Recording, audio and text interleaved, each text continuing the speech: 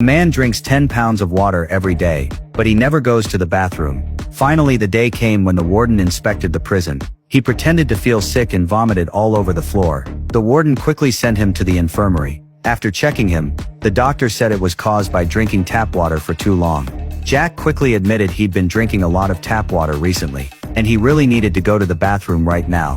So the doctor called over a nearby prisoner and told him to help Jack get to the restroom. What they didn't know was that this man was Jack's partner.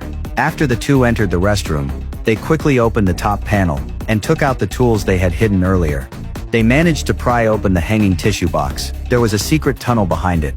They both went inside, then quietly put the box back in place, then made their way to the tool room. They grabbed a lidless wooden board and hung it under a delivery truck. The tight space was just enough to hide both of them, and the board could perfectly avoid the guards' inspection mirrors. Soon they escaped the prison by hiding under the truck. Once they reached the destination, they quietly slid out from under the board. A blue sports car had already been prepared here. They got in and quickly drove away. Just like that, the daring prison break was a success. But this was only the first step of their plan. Back in prison, their accomplices saw the time was right and gave the signal to act. A younger inmate went up and provoked the prison boss. The scene quickly turned chaotic. The guards panicked and pressed the alarm button immediately. The prison activated a level 1 lockdown. The warden ordered all areas to be sealed off, which conveniently isolated the doctor's office, so she couldn't notice the escape. A guard tried to call for backup, but was stopped by the warden. If this blew up, he'd lose his job for sure. We don't have rights at Monroe. The warden picked up the phone, trying to negotiate with the inmates, hoping they'd release the guards they had taken. He even offered to upgrade their prison meals, but the inmates didn't listen at all. They smeared soy paste on their hands and covered all the security cameras, then used trays and tin foil to seal off every corner of the windows. That way, the warden had no idea what was happening inside the cafeteria. The reason they were doing this was to buy Jack time to sneak back into the prison. It turned out Jack's goal wasn't just to escape, but to use his absence from prison as an alibi, to steal millions in cash from the World Racing Championship vault. Since the event had huge attendance, the organizers used pipeline systems to transfer cash into an underground vault, then collect it all after the event ended. The vault was full of traps and impossible to reach, but the brilliant Jack had already come up with the perfect plan.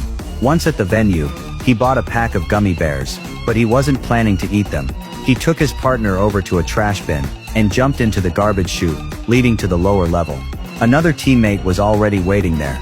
It was a construction site, which had an exposed section of transport pipe. Jack's plan was to blow up one of the pipes directly, to intercept the cash passing through.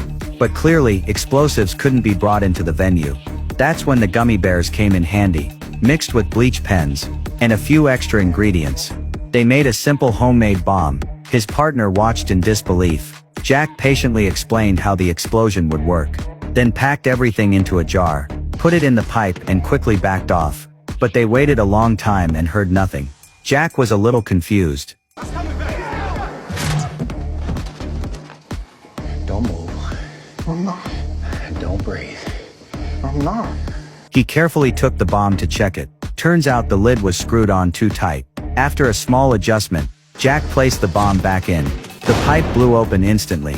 Now all they needed was a powerful vacuum to suck out the money from the vault non-stop. But just as they were celebrating, the smoke from the blast had traveled back through the pipe and reached the cashier's area. The cashier quickly called headquarters to report it, but HQ hadn't received any alarms. Still, they sent 2 guards to check the basement. They ran right into the thieves carrying the cash. The guards stopped them immediately. They asked if the 2 had smelled any smoke. No, because we both lost our sense of smells when we was little because of the scarlet fever. Yeah. Although they found them a bit suspicious, the guards still let them go, unaware they had just passed by millions in cash hidden in trash bags. The guards kept investigating further, and sure enough they found signs of smoke in a room ahead. They opened the door and saw an old maintenance man inside. The guards questioned what he was doing, but the man didn't care at all, because he had already been bribed by the thieves, and was paid enough to retire comfortably. So the smoke incident was successfully covered up. The thieves disguised themselves as tourists, and left. But Jack still needed to get back into prison. When the scheduled time arrived, his cellmates started to coordinate the plan. They pulled the pencil from a guard's pocket, took out 2 pencil leads, inserted them into the socket to cause a short circuit and ignite tissue, then burned the whole trash can and placed it near the fire alarm. The prison's fire alarm went off instantly. The warden couldn't see what was happening in the cafeteria, so he had to request help from the fire department. Jack put on the firefighter uniform they had prepared and blended in with the crew to re-enter the prison. While everyone was busy putting out the fire, they crawled out from under the pipe and went back the same way to the infirmary. When the firefighters broke into the cafeteria, they were speechless at what they saw. After all that, it was just a small fire. The prison crisis was over, and all restrictions were lifted. The doctor walked into the infirmary and saw Jack quietly resting inside, completely unaware of what he had done. A flawless prison break and heist had just been perfectly executed.